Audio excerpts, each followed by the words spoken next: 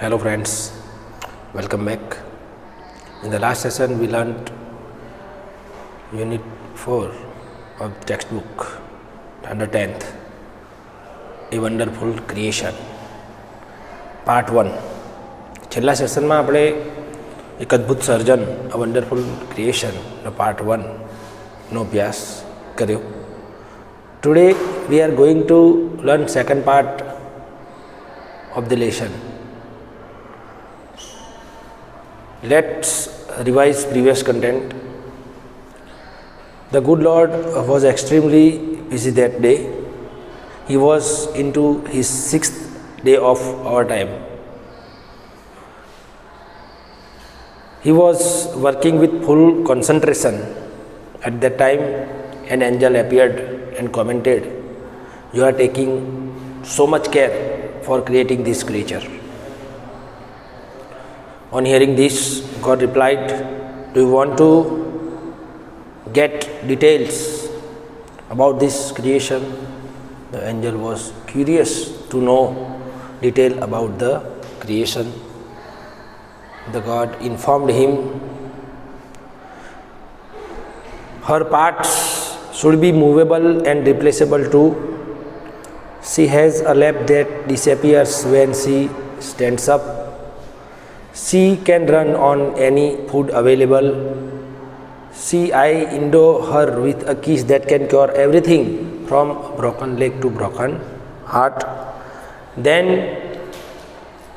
the angel shook his head slowly and said, "A mighty impossible task. 6 pairs of hands, mighty impossible tasks." God said him, "6 pair of hands is not a problem for me, but it is the 3 pairs of eyes that the mothers have to have." Okay, એટલે સુધી આપણે જોયું. હવે આગળ આપણે અભ્યાસ કરીએ. Page number 42, open your text book, page number 42, third para. So you are creating a standard model of a mother. તો તમે એક માતાનું સ્ટાન્ડર્ડ મોડલ, ઉત્તમ પ્રતિકૃતિ તૈયાર કરી રહ્યા છો. બટ 3 pairs ઓફ આઈસ, પરંતુ આંખોની 3 જોડ. What for? The angel got interested. આંખોની 3 જોડ શા માટે? પેલા દેવદૂતને આ બાબતમાં રસ પડ્યો. 1 pair that sees her children through closed doors. Among 3 pairs, 1 pair that sees her children through closed doors. કે 3 આંખોની જોડમાંથી એક જોડ શા માટે? કે પોતાના બાળકોને તે બંધ દરવાજે જોઈ શકે. આ પહેલી જોડ શા માટે? તો પહેલી જોડ એટલા માટે કે sees her children through closed doors. ઘરનો દરવાજો બંધ હોય તેમ છતાં માતા પોતાના બાળકોને, પોતાના સંતાનોને બહાર જોઈ શકે છે. બંધ આંખે, બંધ બારણે તે પોતાના બાળકોને બહાર જોઈ શકે. ઓકે મિત્રો. Another pair to look at the children and say. Another pair, બીજી પેર, બીજી જોડ, to look at the children એટલે કે બાળકો સામે જોઈ કહે, "I understand and I love you without uttering a word." I understand and I love you without uttering a word. કે એક પણ શબ્દ બોલ્યા વગર માતા પોતાના બાળકોને આંખોથી કહી શકે કે હું તને સમજું છું અને હું તને ચાહું છું. આ બીજી જોડ એટલા માટે. ફર્સ્ટ પેર ટુ સીઝ હર ચિલ્ડ્રન થ્રુ ક્લોઝ ડોર. કે પ્રથમ જોડ પોતાના બાળકોને બંધ દરવાજે તે બહાર જોઈ શકે. Second pair to say children, "I understand and I love you without uttering a word." એક પણ શબ્દ બોલ્યા વિના પોતાના બાળકોને આંખો દ્વારા તે કહી શકે કે હું તમને સમજું છું, હું તમને ચાહું છું. And the third pair to see all secret things without opening them. Third pair to see all secret things. કે ત્રીજી જોડ એ તમામ રહસ્યમય બાબતોને આંખો ખોલ્યા વગર જોવા માટે. બંધ આંખે તે તમામ રહસ્યમય બાબતો છે, જે સિક્રેટ બાબતો છે, છુપી બાબતો છે, એ તે બંધ આંખે જોઈ શકે એટલા માટે. બરાબર છે મિત્રો? તો આ 3 પેર માતામાં હોવી જ જોઈએ. Lord requested the angel. હવે દેવદૂત ઈશ્વરને રિક્વેસ્ટ કરે છે, વિનંતી કરે છે, please go to bed, do not take much trouble in a single day. Please go to bed, please go to bed. એટલે કે તમે પથારીમાં જાઓ, તમે સૂઈ જાઓ.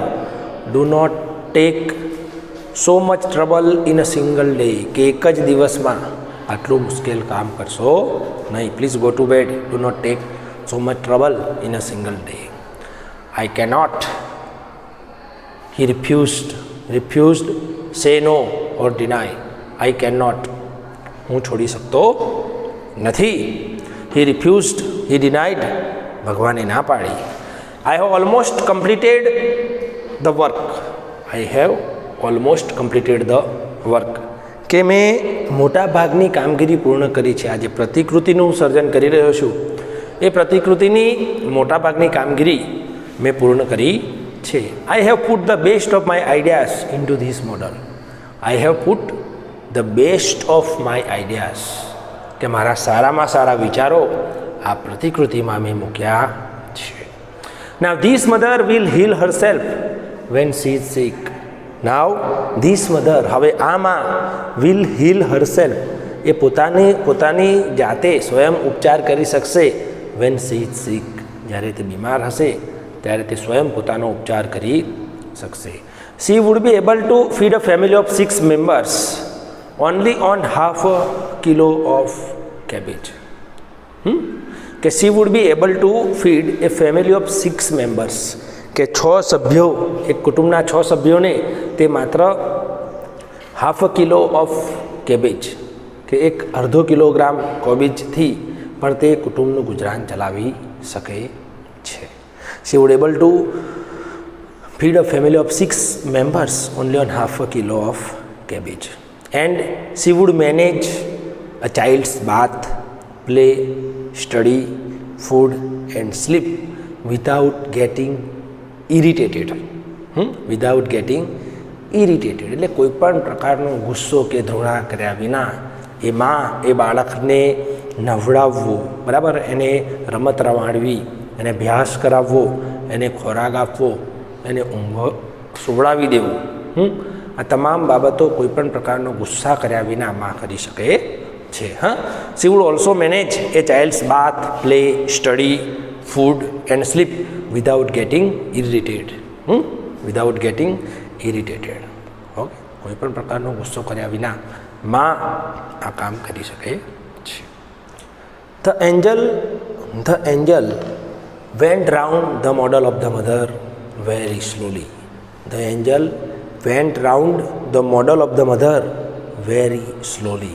પેલો દેવદૂત એ જે માતાની પ્રતિકૃતિ હતી, એનું મોડલ હતું, તેની ફરતે એક ચક્કર લગાવે છે. He touched it and said, "It's too soft." He touched it and said, "It's too soft." એ દેવદૂત સ્પર્શ કરે છે એ મોડલને અને કહે છે આ તો બહુ પોચું છે. It's too soft. But very tough, said the Lord excited. પરંતુ ઈશ્વર ભગવાન તેના જવાબમાં ઉત્સાહ સાથે કહે છે, ઉત્તેજના સાથે કહે છે, બટ વેરી ટફ, પરંતુ ખૂબ કઠણ છે. શું કહે છે? એન્જલ કહે છે કે ઇટ્સ ટુ સોફ્ટ, એ તો બહુ પોચું છે, બહુ નરમ છે, એમાં કોઈ કઠણાઈ નથી. પરંતુ ઈશ્વર એનો રિપ્લાય આપે છે, પરંતુ ઇટ્સ વેરી ટફ, તે ખૂબ જ મજબૂત છે, તે ખૂબ જ કઠણ છે. માતાનું પાત્ર ખરેખર ખૂબ જ કઠણ હોય છે. You can not imagine what this mother can do and endure. You can not imagine, કે તમે કલ્પના કરી શકતા નથી, તું કલ્પના કરી શકતો નથી. What this mother can do and endure. Endure એટલે સહન કરવું, ટોલરેટ. તને ખબર નહીં પડે, તું એ કલ્પના કરી શકતો નથી કે આ માતા શું સહન કરી શકે અને કેટલું કામ કરી શકે અને શું સહન કરી શકે, એ એ તારા કલ્પનાની બહારની વાત છે. હા, you can not imagine what this mother can do and endure. Can it think, શું કહે છે? કેન ઇટ થિંક, શું વિચારી શકે? Not only can she think, શું કહે છે? Not only can she think. ઈશ્વર જવાબ આપે છે કે તે માત્ર વિચારી જ શકતી નથી, but can reason and compromise too, પરંતુ તે તાર્કિક રીતે વિચારણા કરી શકે છે અને કોઈ પણ સમસ્યાનું સમાધાન પણ કરી શકે છે. Not only can she think, કે તે માત્ર વિચારી શકતી નથી, but can reason and compromise too, પરંતુ તાર્કિક રીતે કોઈ પણ પ્રશ્ન હોય તો તેની વિચારણા કરી કોમ્પ્રોમાઇઝ એટલે કે સમાધાન પણ તે કરી શકે છે. માતાના કેરેક્ટરમાં આ લાક્ષણિકતાઓ રહેલી છે. માતા બહુ જ કઠણ હોય છે, એનું વ્યક્તિત્વ ખૂબ જ કઠણ હોય છે, એટલે ઈશ્વર તેને જવાબ આપે છે કે આ તો બહુ જ પોચું છે, પણ શું કહે છે? ના, એ બહુ જ કઠણ છે. Not only but can reason and compromise too, કે તાર્કિક રીતે વિચારી શકે છે અને સમાધાન પણ કરી શકે છે. Said the Lord. The angel was impressed. The angel was impressed. પેલો દેવદૂત ખૂબ પ્રભાવિત થયો. He went closer to the model. હવે તે પેલી પ્રતિકૃતિની ખૂબ નજીક ગયો. And moved his finger across the cheek. હવે પ્રતિકૃતિના જે ગાલ છે, ચીક, એ ગાલ પર તે પોતાનો હાથ ફેરવે છે. O Lord, her eyes are leaking. અરે હો ઈશ્વર, હે ભગવાન, તેની આંખો તો ચૂવે છે, તેની આંખોમાંથી કંઈક પ્રવાહી નીકળે છે. Her eyes are leaking. How did this happen? How did this happen, કે આ કઈ રીતે બન્યું? How did this happen? It must be a tear, કે તે આંસુ જ હોવું જોઈએ. It must be a tear, તે આંસુ જ હોવું જોઈએ. I have not put it there. I have not put it there, કે મેં એ આંસુ, એ પ્રતિકૃતિમાં એ આંસુ મેં ત્યાં મૂક્યું નથી. I have not put it there. It is a miracle. It's a miracle, ચમત્કાર. આ તો ચમત્કાર છે કે જે વસ્તુ મેં એ પ્રતિકૃતિમાં, એ મોડલમાં મેં મૂકી નથી, તો એ આંસુ આવ્યું ક્યાંથી? It's a miracle, the Lord exclaimed. કે અવાક થઈને ભગવાન બોલે છે કે આ આંસુ આવ્યું ક્યાંથી? But what is a tear for my lord? But what is a tear for my lord? શું કહે છે? પર આ આંસુ શા માટે છે? ઈશ્વર, દેવદૂત પૂછે છે કે what is a tear for my lord, કે આંસુ શા માટે હોય છે? એનો સુંદર જવાબ આપે છે. It's something unique.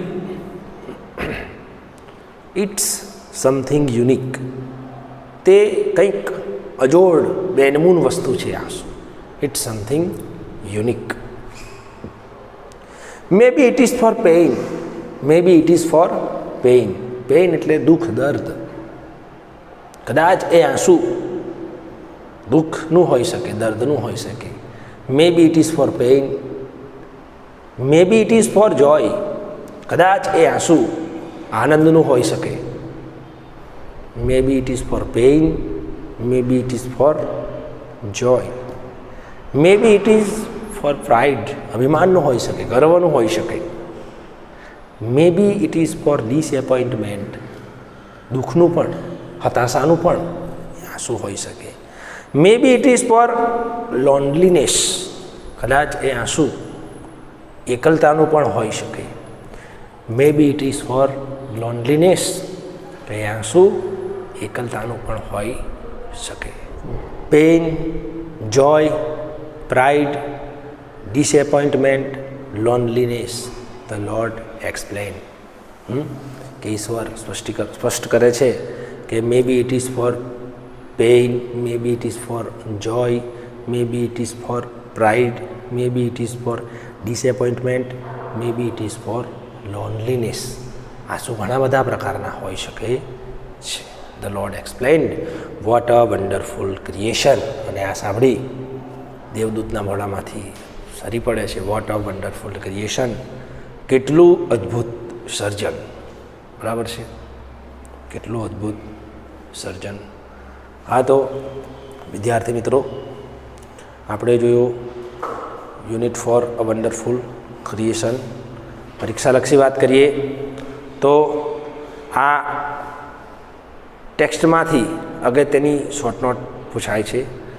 Mother a wonderful creation, mother a wonderful creation. And second one, qualities found in mother, કે માતા એક અદ્ભુત સર્જન અને માતામાં જોવા મળતા ગુણો ખાસ તૈયાર કરવી. આ ઉપરાંત કોમ્પ્રિહેન્શનના પેરેગ્રાફ, નીચે પ્રશ્નોના જવાબ, એ માટે પણ સંદર્ભ પુસ્તકોનો ઉપયોગ કરી ઘરે તમારે મહાવરો કરવો. ઓકે વિદ્યાર્થી મિત્રો, થેન્ક યુ.